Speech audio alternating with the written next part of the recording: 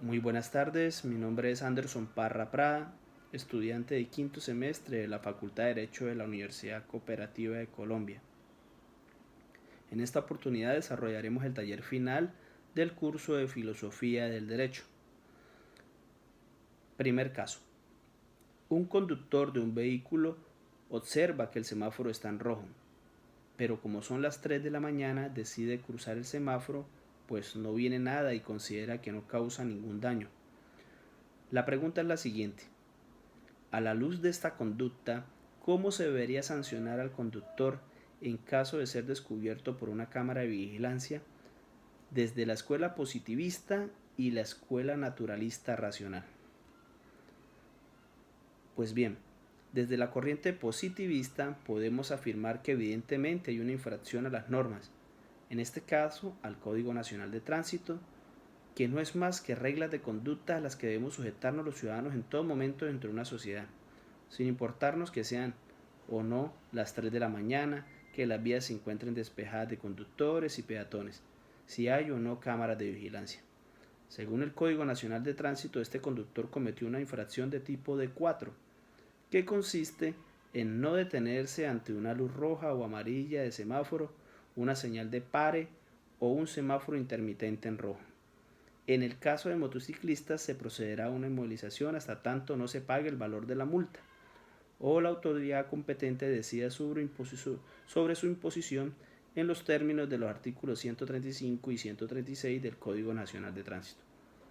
Por lo tanto, este conductor debe ser sancionado con una multa de tránsito sin importar cuáles hayan sido los motivos que lo llevaron a pasarse el semáforo en rojo. No es sorprendente que una de las multas más comunes en nuestro país sea la de no detenerse ante un semáforo en rojo. Muchos ciudadanos piensan salirse con la suya si no hay agentes de tránsito cerca, pero olvidan que las cámaras están funcionando y atentas ante infracciones como esta, y cuando menos lo piensen, le llegará una notificación de comparendo a las direcciones de sus casas. En el derecho positivo solo admite como respuesta la ley en sentido literal, siendo esta además independiente de la moral y excluida del ámbito legal por ser sustancialmente diferente. Ahora bien, desde la corriente naturalista podemos afirmar que al igual que en la corriente positivista, este debe ser sancionado según el Código Nacional de Tránsito. Esto en el entendido de que el naturalismo en sus versiones tradicionales se compromete con la creencia de que existen por encima de las leyes creadas por el hombre ciertos principios de derecho natural. Estos principios de moralidad son inmutables y eternos, contrariamente a las leyes humanas que pueden cambiar de una comunidad a otra y de tiempo en tiempo. Por ello, sea lo que fuere que haya llevado a tomar la decisión de pasarse el semáforo en rojo, el conductor debe ser sancionado. Aunque en nuestra cultura estas costumbres son una especie de hábitos, es decir, regularidades en la conducta de carácter social. A pesar de mostrar cierta semejanza con las regularidades de la naturaleza, la diferencia sustancial radica en la presión normativa que ejercen las costumbres sobre los miembros del grupo o la sociedad, quienes a su vez pueden desobedecer sus dictados. Caso número 2. Un capitán piloto de un avión caza recibe la orden de bombardear un campamento que, según la inteligencia militar, esconde terroristas buscados por la Interpol. Cuando el piloto inicia la maniobra, se percata que en el lugar hay niños y niñas. Dudoso sobre si tomar la decisión, lo llama a usted para que le brinde asesoría jurídica y filosófica. La pregunta es la siguiente: ¿cómo le brindaría la asesoría? ¿Sobre qué escuela filosófica jurídica fundamentaría su opinión? ¿Cuáles serían sus argumentos? Pues bien, como asesor jurídico del piloto del avión caza y teniendo en cuenta los postulados de la escuela naturalista, le sugeriría cancelar el bombardeo y abortar la misión. Si bien es cierto que en dicho campamento existen terroristas buscados por la Interpol, no es legítimo bombardear un sitio donde se encuentren menores de edad, por lo que priman los derechos de estos niños y se deben tomar todas las medidas necesarias para salvaguardarlos. En este tipo de operaciones militares hay unos mínimos que se deben cumplir, como lo son los informes de inteligencia, y esa información debe permitir que se conozca con total claridad, lejos de toda duda razonable, a qué tipo de organizaciones es la que se va a atacar y qué población puede estar en riesgo. Sin lugar a dudas que en nuestro país las fuerzas militares han llegado a unos niveles de deshumanización e insensibilidad en el conflicto armado. Lo que en 2019 parecía un hecho derivado de un error de cálculo o de una cuestionable decisión, 2 años después parece un patrón. A pesar de que mueren menores de edad, el gobierno considera que las operaciones son exitosas. Por ejemplo, el 29 de agosto de 2019, las fuerzas militares bombardearon un campamento de las disidencias de la FARC en San Vicente del Caguán, donde murieron 8 menores de edad. El 2 de marzo del 2021, las fuerzas militares bombardearon un campamento de las disidencias de la FARC en Calamar, Guaviare. Murieron 3 menores de edad. Y el 16 de septiembre del 2021, las fuerzas militares bombardearon un campamento del ELN en el litoral de San Juan, Chocó, donde murieron 4 menores de edad. El bombardeo de 2019 llevó a la renuncia del entonces ministro de Defensa Guillermo Botero, pero esto se debió más al ocultamiento del operativo que al asesinato de menores de edad. Meses después, el lenguaje es otro. En este punto, el gobierno justifica abiertamente las muertes de menores de edad como una estrategia legítima en su lucha antiterrorista. En marzo, el ministro de Defensa Diego Molano justificó matar menores de edad porque, según él, la estructura narcoterrorista los convirtió en máquinas de guerra. Hace unos días el ministro del Interior, Daniel Palacios, calificó el bombardeo como una operación quirúrgica, es decir, perfecta. Quirúrgica, sabiendo que murieron 4 menores de edad. Por eso, como asesor jurídico, encuentro un enorme valor en los postulados de la Escuela Clásica del Derecho Natural, por haber preparado las bases para un orden jurídico moderno y maduro, en el que se refleja con claridad la íntima relación entre el derecho y las libertades individuales.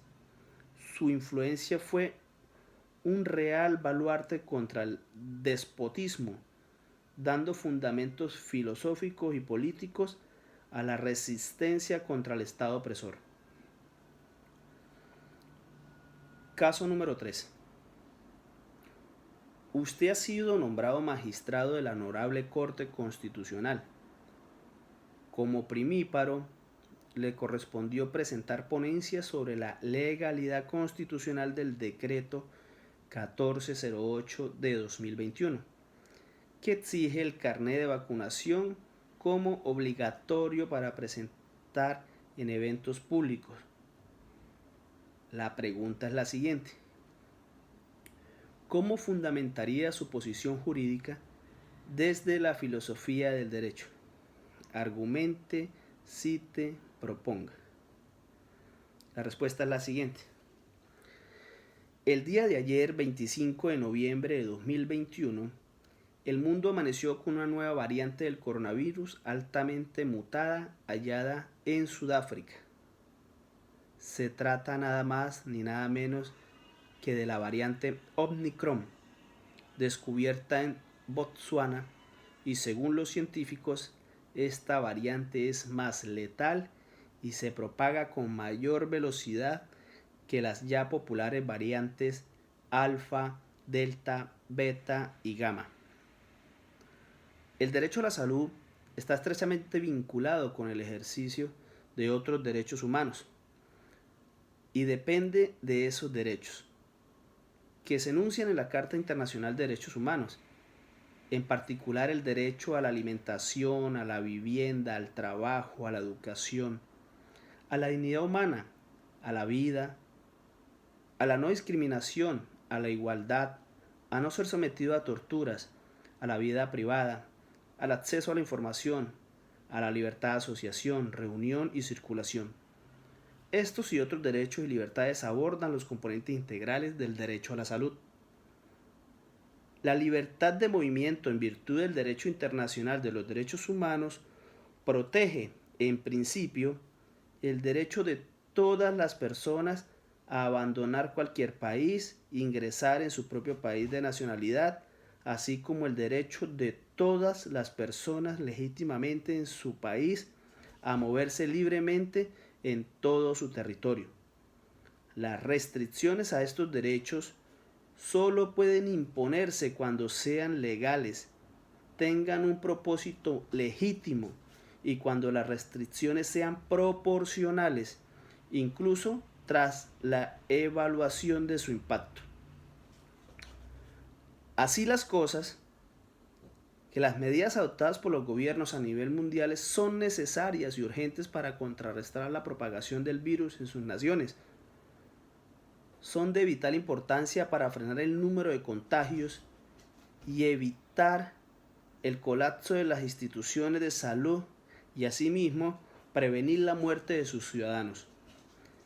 En virtud de esta emergencia sanitaria generada por la pandemia del COVID-19, el Gobierno Nacional ha ordenado a sus entidades territoriales la exigencia del carnet de vacunación o en su defecto el certificado digital para el ingreso a eventos públicos, privados, que impliquen asistencia masiva, así como también a bares, gastrobares, cines, discotecas, lugares de baile, conciertos, casinos, parques de diversiones, parques temáticos, museos, ferias, bingos y otras actividades de ocio. Colombia, según cifras del Ministerio de Salud, a corte 24 de noviembre de 2021 se han aplicado 55.391.614 dosis, de las cuales 30.225.058 tienen la primera dosis de sus vacunas. 19.364.899 ciudadanos cuentan con sus dos dosis. 1.077.206 ciudadanos se aplicaron la dosis de refuerzo. Y finalmente, 24.089.350 ciudadanos tienen el esquema completo.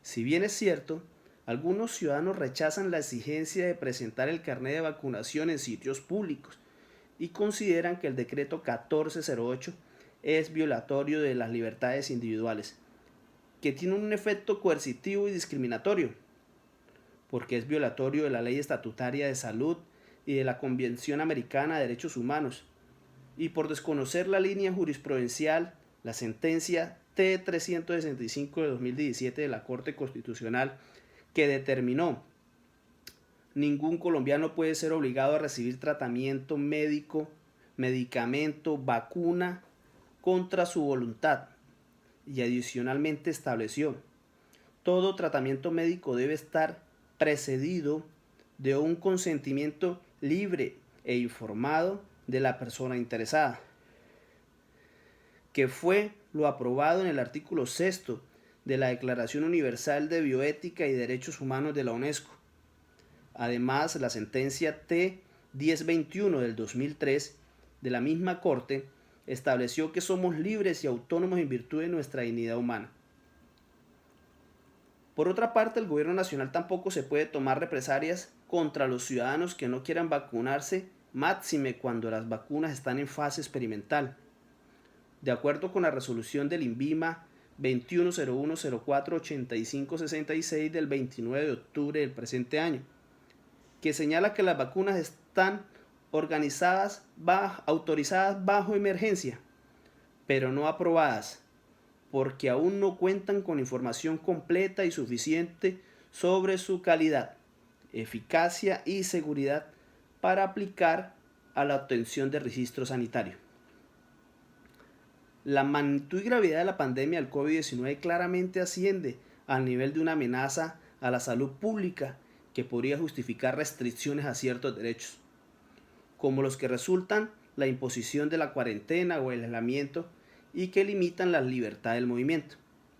Al mismo tiempo, una cuidadosa atención a derechos humanos como la no discriminación y principios de los derechos humanos como la transparencia y el respeto a la dignidad humana pueden fomentar una respuesta efectiva en medio de la agitación y los trastornos que inevitablemente resultan en tiempos de crisis, así como limitar los daños que pueden provenir de la imposición de medidas demasiado generales que no cumplen con los criterios anteriores.